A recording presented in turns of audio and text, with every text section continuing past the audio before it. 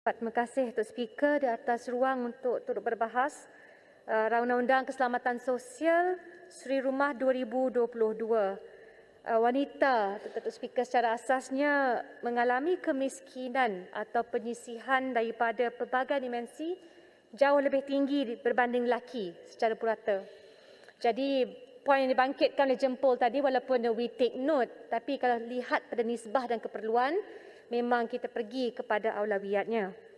Dari segi pendapatan, akses kepada pendidikan, kemudahan asas perumahan dan keselesaan, keselamatan dan juga kesihatan, banyak dimensi lain.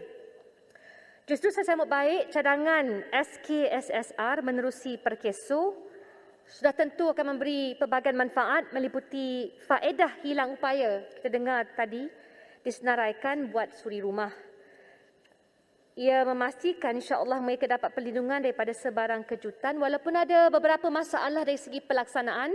Cadangan Ipoh Barat tadi penting untuk diambil kira kerana kalau kita harapkan cukup untuk setiap suami mencarum, ini adalah kadang-kala it's a faulty assumption, tidak mengambil kira apa yang berlaku di bawah. Golongan suri rumah atau speaker dianggar 2.99 juta orang, seramai 150,000 dari isi rumah miskin bawah PJK iaitu paras garis kemiskinan RM2,208 di bawah e-Kasih. Ini akan dicarumkan oleh kerajaan. Tapi dengan pasca pandemik kita pun tahu ramai golongan M40 jatuh kepada B40, maka PJK pun tak mencerminkan realiti semasa dan data dalam e-Kasih dan data daripada Jabatan Perangkaan dia tidak mungkin memberikan kesan atau angka sebenar suri rumah dan isi rumah miskin yang perlu dilindungi. Saya rasa lebih pada 150,000. So you will not catch everybody. Dalam pembentangan KWSP, dimaklum kepada ahli-ahli parlimen, mereka juga menggalakkan suri rumah mendaftar ataupun rakyat Malaysia mana-mana pun mendaftar dengan skim aisaraan.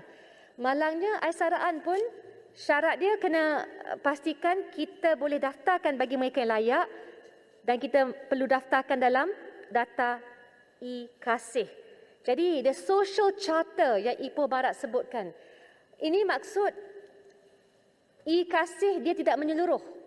Ya, dia sampaikan kalau kita mahu data, dia tidak ada integrasi antara apa yang ditawarkan skim-skim sama ada KWSP atau murah undang-undang ini dan ini akan menjadikan lebih ramai lagi yang tergelincir dan kerja kerajaan pun lebih berat pada saya.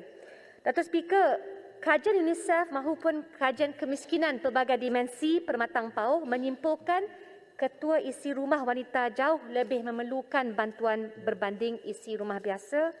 Saya tekankan dalam Dewan Rakyat ini, ibu tunggal seisi rumah selalunya mendapat RM680 kurang daripada isi rumah biasa. Itu bagi kohort di Permatang Pauh. Jadi kita nak pastikan di seluruh Malaysia kita boleh ambil kira evidence based ini kerana kalau tidak kita tidak ada kesinambungan kajian kesinambungan data yang boleh dipraktikkan oleh mana-mana kerajaan pusat ataupun negeri. Saya bagi contoh, kalau boleh undang-undang ini 28 bulan Ipoh Barat tekankan. Undang-undang Akta Anti Gangguan Seksual of course longer. Jadi maksudnya the institutional memory boleh diguna pakai oleh mana-mana kerajaan untuk membantu melaksanakan dasar yang baik. Saya rujuk kepada dokumen Gender Budgeting in Malaysia. Dengar tu mungkin kita ingat baru.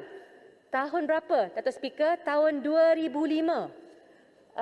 Maksudnya tahun 2005 dah ada gender budgeting in Malaysia document kelolaan kerajaan ketika itu dengan UNDP.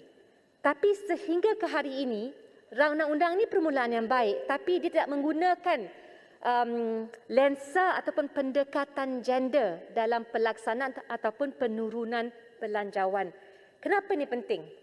Saya ambil dua contoh je, masa tak banyak, tapi contoh pertama, kalau dilihat daripada 21,000 lebih pelajar-pelajar SPM yang memutuskan tidak mahu meneruskan pendidikan atau pemeriksaan tersebut. So, from that number, how many are women? And apakah dilakukan oleh kerajaan atau kementerian untuk memastikan anak perempuan, anak lelaki ada minat yang lebih supaya mereka tidak terus tercicir. Kedua adalah ke bawah Kementerian Kesihatan. Saya rujuk dalam beberapa saat, if I may, Dr. Speaker, quite important di mana disebut male patients, pesakit lelaki akan mengalami lebih banyak kemalangan. Jadi orthopedic ward dia akan tumpukan bagi keperluan pesakit lelaki. Sedangkan wanita ada osteoarthritis, osteoarthritic problems. Jadi harus diberikan dana bagi memenuhi pesakit tersebut. Jadi perancangan ini menyelamatkan dana kerajaan because you're more specific, inclusive and targeted based on gender.